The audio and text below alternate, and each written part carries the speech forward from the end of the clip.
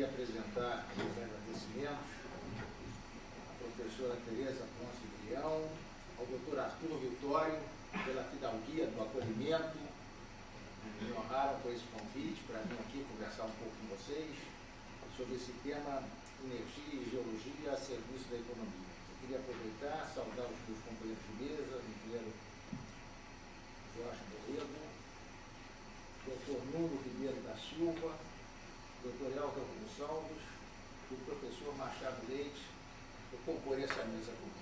Bom, eu queria começar com uma digressão mais profunda, analisando o nosso papel, né? Nós, seres humanos, nos distinguimos de tudo que nos cerca por dois atributos, né? Nós somos dotados de vontade e somos dotados de razão, né? E esses dois atributos é que permitiram nós chegarmos a esse estágio que nós estamos hoje, né? Eu, professor de estratégia, etc., sempre tive que me preocupar com a mediação, porque a estratégia deve ser vista como a mediação entre seres racionais.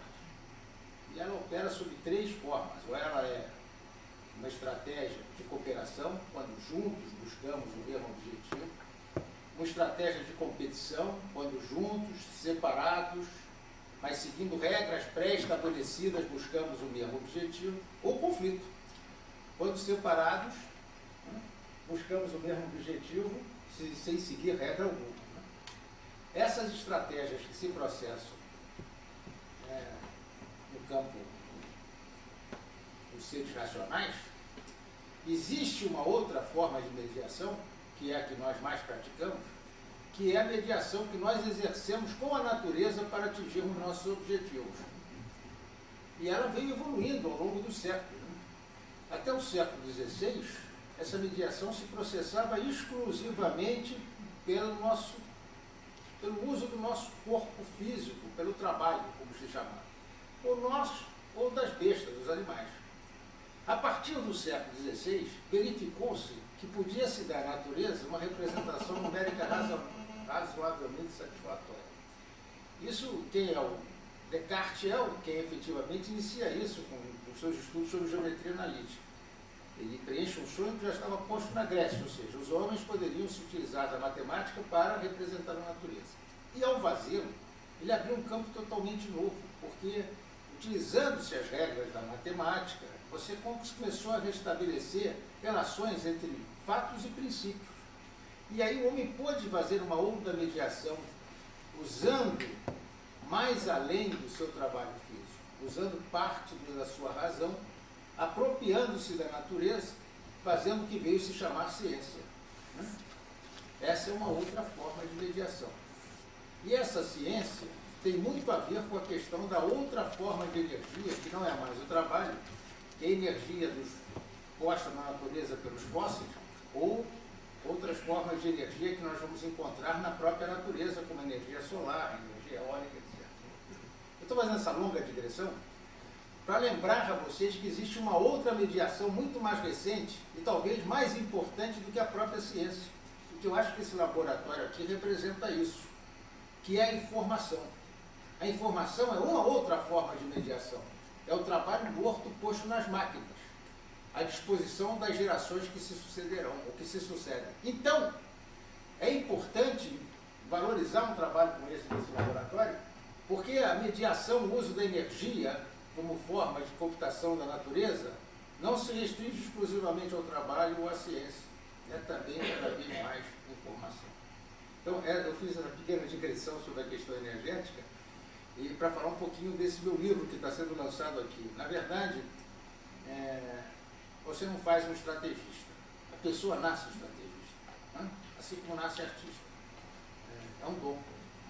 Napoleão não poderia ter sido feito, nem Alexandre. Ele nasceu assim, né? A estratégia nessa área militar é a intuição racional. Você intui que aquilo vai acontecer e você se comporta em função dessa sua intuição. Mas você pode aprimorar um estrategista, assim como você pode aprimorar um artista. Desde que você coloque ele numa escola de belas artes, você dá a ele noções de perspectiva, composição de cores, etc, etc. O mesmo se comporta como um estrategista. E aprimorá-lo é, basicamente, lhe dar os elementos para que ele possa vislumbrar aonde ele se encontra no tempo e no espaço. Porque estratégia usa duas dialéticas.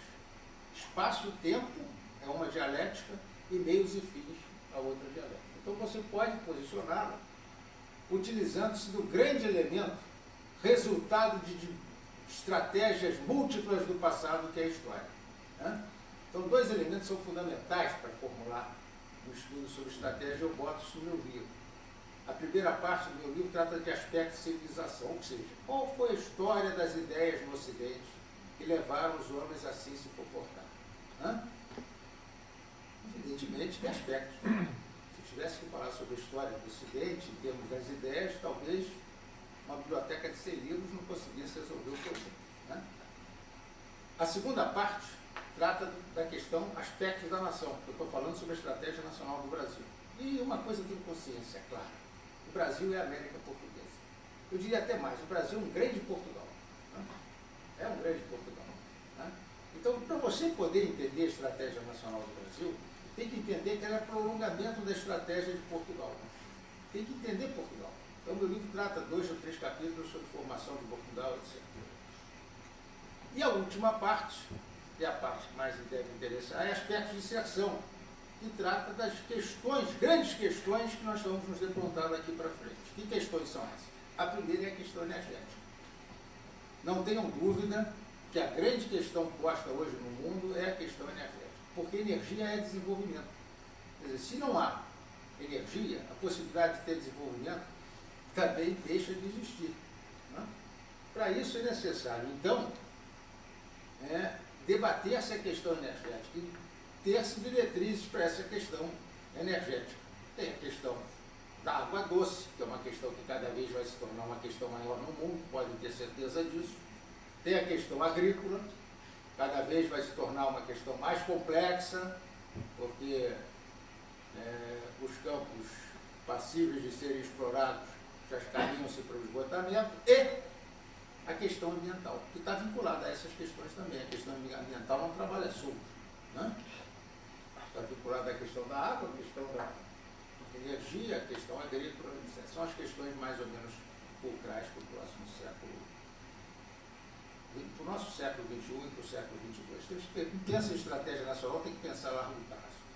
Bom, era isso que eu tinha a dizer a vocês, agradecer a presença de vocês, agradecer também os meus colegas de mesa.